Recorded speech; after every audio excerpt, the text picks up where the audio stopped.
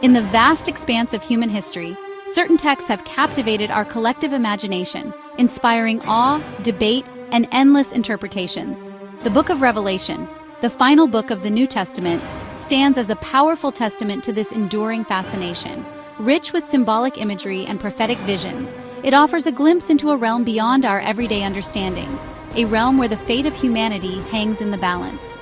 From the enigmatic figures of Gog and Magog to the chilling prophecy of the Mark of the Beast, Revelation's tapestry of symbolism has intrigued theologians and scholars for centuries. Its verses have sparked countless debates, ignited religious fervor, and even infiltrated popular culture. But what do these symbols truly represent? How have they been interpreted across different faiths and throughout history? This series embarks on a journey through the enigmatic landscape of the Book of Revelation. We'll delve into its key symbols, exploring their possible meanings, their historical context, and the diverse interpretations they have inspired. Join us as we unravel the mysteries of this ancient text and confront the enduring questions it poses about the fate of humanity. In the twilight of existence, as foretold in the Book of Revelation, Gog and Magog emerged to challenge the divine order. Their origins trace back to ancient biblical texts representing chaos and destruction.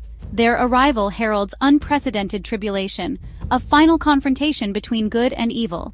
Yet hope endures. God will ultimately triumph. Out of the swirling mists of prophecy emerges a figure both alluring and terrifying, a figure shrouded in mystery and whispered about in hushed tones: the Antichrist. But who is this enigmatic figure, and what role does he play in the unfolding drama of Revelation?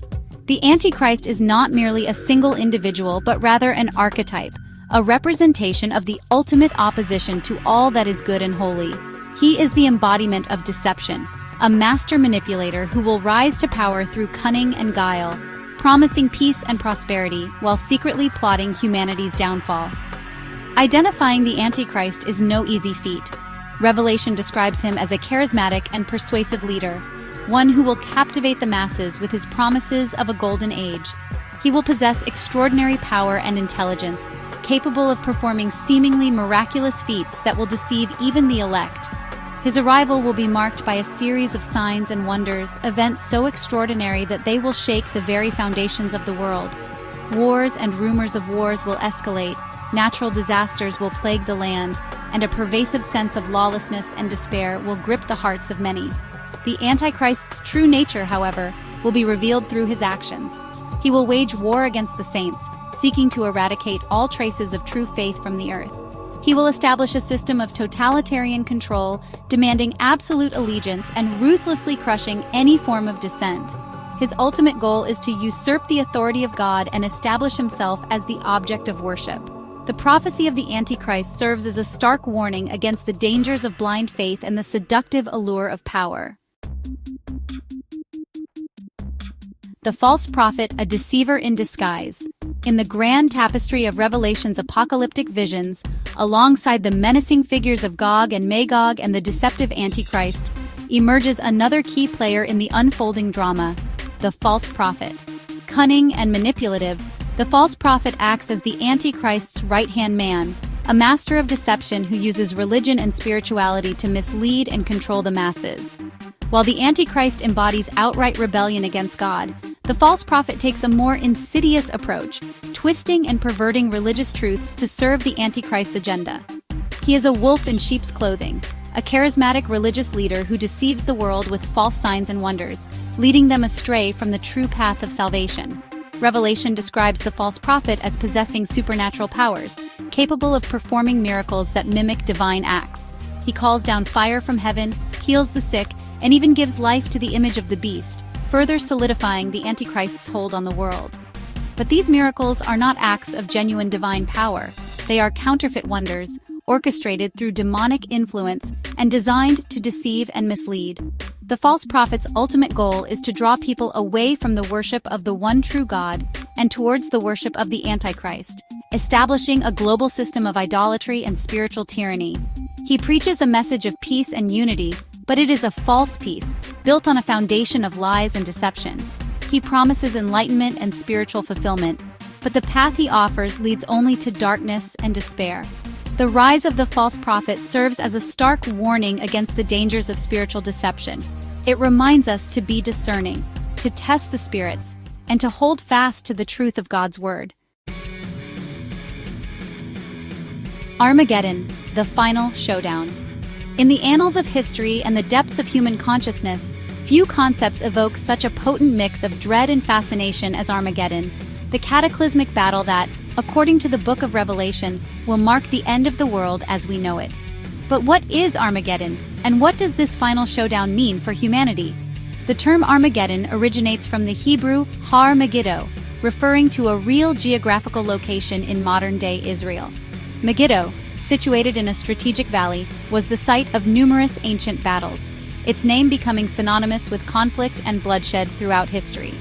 In Revelation, however, Armageddon transcends its geographical origins to represent a cosmic battleground, a spiritual realm where the forces of good and evil will clash in a final decisive confrontation.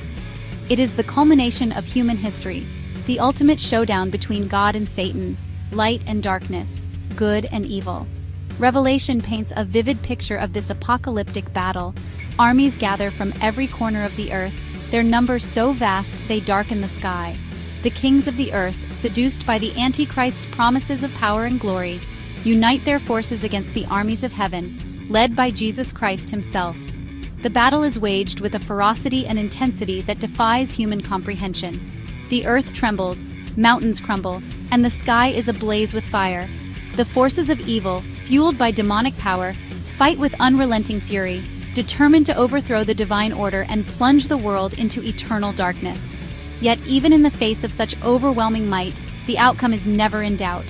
Revelation assures us that the forces of good will ultimately triumph, vanquishing the armies of evil and ushering in a new era of peace and righteousness. The Mark of the Beast, a symbol of allegiance. In the chilling narrative of Revelation, few symbols evoke as much intrigue and apprehension as the Mark of the Beast, a sinister mark of allegiance to the Antichrist, signifying a complete surrender to his authority and a rejection of the one true God. But what is the true nature of this mark, and what are its implications for those who bear it?